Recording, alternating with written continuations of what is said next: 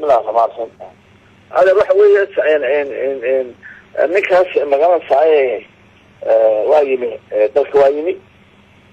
haduu yimina waxa lagala hadlay anagu de inta waxa weeye waa organization caalami ah oo in la shaqeeyo waa jecelahay oo wax mataraan waa jecelahay laakiin ma diidkisto ninkaas Nicholas Clay waxay ku eegtahay wadanka magaalada Soomaaliya in dawlad faction garanaysa ka jira dagaal ka socdaan si dadbanaysa xukuumadda Soomaaliya marka anagu waxaan kala hadlaynaa wixii magaalada macaawina ee UN ay bixinayeen anagu waxay toos noo siiyaan kala hadlaynay laakiin anaga mandate noo haysa mise dadkan dawladda ka jirta waxaan u waramay oo anagu warqad oo akhriday warqad oo qoran oo qoray anu diilay waxaan arkaa in siyaasadda maanta ay UN wada ee mandate wada ninkan ila kay in ay siyaasad garow lagu soo sameeyay oo maabkii ahaa taas oo Soomaaliya u soo horjeedi doonta dagaal labaad ay Kenya u muuqata ana waxa weeye waxa meeshan la wadaa 18 gobol ee beenbeentaha Maxamed Siyaad Barre tuulo kastoo reerkooda uu ka dhigay magaalada degmo oo diyaar gareeyay inuu magaalada saay mustaqbalka baarlamaanka soo baxa 150 beeshiis yeelato 150 Soomaali inta kala yeelato fikradii baa la wadaa waxa la rabaa in Soomaaliya laga dhigo lix waxa ugu yeelan dawlad goboleed 3 ay yeeshaan beeshiis waa 50% ee dhulka Soomaaliya marka waxana waxa weeye waxa qalabkeena waxa weeye shii halkiisa keenay waxa weeye xooggiisii Maxamed Siyaad Barre aslan USCA ayay ahayd inay ka taliyaan ayaha dalka Soomaaliya ma inay garow ka kala sameeyaan aad garow ka talinsa mustaqbalka Soomaaliya tuulada garow waan u sheegnay waxaan leeyahay waxa loo kalifisaa hadda inaanu muqdisho hargeysa ay go'aan gaaraan markambe USCA tan gaareen oo ka gaashaantaan waxay lagu soo mamnuucay garowe laga hirgeliyay tuubooyinka kismay laga hirgeliyay hadda laga hirgeliyay magaalada saay mudug oo sharato oo ka noqdo yiri waan apologize baan ka siiyay mudug iyo kalgudooda ku daro waxaan soo dhamar ka hadalay runtaan u sheegnay in aanay sheekada oo garowe lagu wada aan ka safan Soomaaliya aan sheegay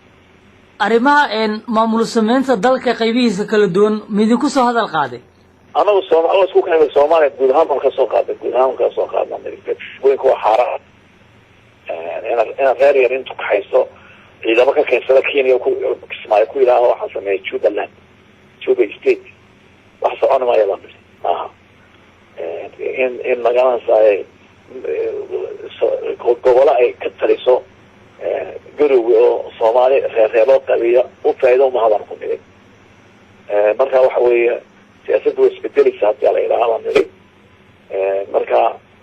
waan warqadana daaq waxa tarjoonaanaysa wada ku jirta website-da akhriyo dadku akhri waan garta marka xiriirka Somaliland iyo Puntland wuxuu u muuqdaa mid si xumaanaya Soomaha maxaa laga rabaa reerkeen maxaa Puntland dal ilaa waa reer yoma sameeyay digaa xiriirkeen idiga waxaan waxay leeyihiin dadkane xaladooda xinaan waan isbaqaanaa wax xiriirada wax Soomaaliya ma jirto wax dhibaatada ugu hayaan ma jirto maxayna ugu hayaan reerkeen tuulada degmada laakiin waa maamul jiro oo loo aqoonsan idiga wax weyn waxa Xasan iyo wax Xasan Sheekh iyo Sharif Ahmed iyo Sharif iyo wax weyn ka dhigo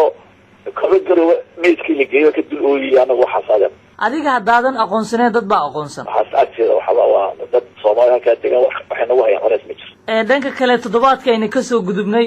waxa ay doorasho ka dhacday sidaad la socotaan deegaanka Saxdheer ee gobolka Sool Cali Qalib baa lagu doortay maamulka Qaatumo baa halkaasi ku doortay idinka ka waran arintaasi sidaad u aragtaan waxa weeyaan ka daba jiro طبعا بقول ما الناس تجي تقول لي راح تطلع هاي صعبان كل هيك فحسابين نقول واي اسوينا iyo bagaa saay wixii uu tago badwiyo ana dibadda joogan aan tuuyo nabadistay oo xadka ku taala anaga iska daynay wada kala hadlay inaan laga daba tagin waxa soo sameyn karaa ay khali dadku waa waxaan mushkilada hayso waxa weeye qolooyinkaasi xamad dadkiina xamar jooga weyn haysta anagu waan istaqaana dadka laakiin maxaad ku diidan tihiin in dadkaasi rabitaankooda maamul ay ku samaystaan maxaa rabitaankooda hadda tuula rabitaan ka qaada oo dadka ka qaada Soomaali galbeed ka qaada oo jijiga ka qaada rabitaankooda oo ka qaada dhulkii Soomaalida oo NSD ka qaada Soomaaliland waxay ka qabtaa say tahay Ethiopia say kida waxa idinka shubay waxaas wax macna ma aha kala fariisada oo dhulkiina hagaaji idinka kulba dhulka qaadayaano ay kulba xukumaan anaga oo istaqaana dadka dad saaran dhulka maamulkaasi uu tirsanayo qaybo kamid ah Soomaaliland baa haysata Soomaa heer yaro meel fariisada leedahay Soomaaliland samaamka yaanka waxa kale ay weydiin martaba khalad waayahay muqdisho waxa ka socda oo ciidamada ammaanka ay ka sameeyaan howlgal ay ku bartilmaameedsanayaan hubka sharci darrada oo ay haystaan hogaamiye kooxeedyada iyo shakhsiyaadka kale aan ka tirsanayn dawladda sidee buu aragtaa adiga waxay jecanta in magaalada nabadgelyo lagu soo celiyo dadka hubka ay dhigaan hasaabtee ma habka imka u wada hab maaha hab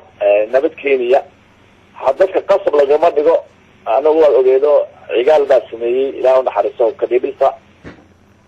dawladda adeegsaday dadkii hubka haysay iyo odayaashoodii markaasi maadaama saayada lagu heshiiyey ayay ku wareejiyeen laakiin imaka la weeraro oo dad la laayo oo crossfire ku dhintaan waxa keenaysaa xumaadi keenaysaa waa talaabo aad iyo aad u foorxisay imaka looga dhigaya laakiin in magaalada in caasimada Muqdisho laga dhigo dadka xaq bay u leeyihiin oo gaanti dadku inay nabadgelyo ku adigu ma qabtaa haddii hubka laga aruursho hogaamiye kooxeedyadii dalka ka jiray ee hubka haystay in amni dalka uu ku soo laaban karo laga ururshaday waa hadday iyagu ogolaadaan oo dal lagu isku afkarto weeye arkaan environment loo baahan yahay in hubka la dhigo oo ay ku qancaan ayaa oo wada heshiis lagu galo laakiin xoog maanta dawladda maaha dawlad xoog badan maaha ciidamada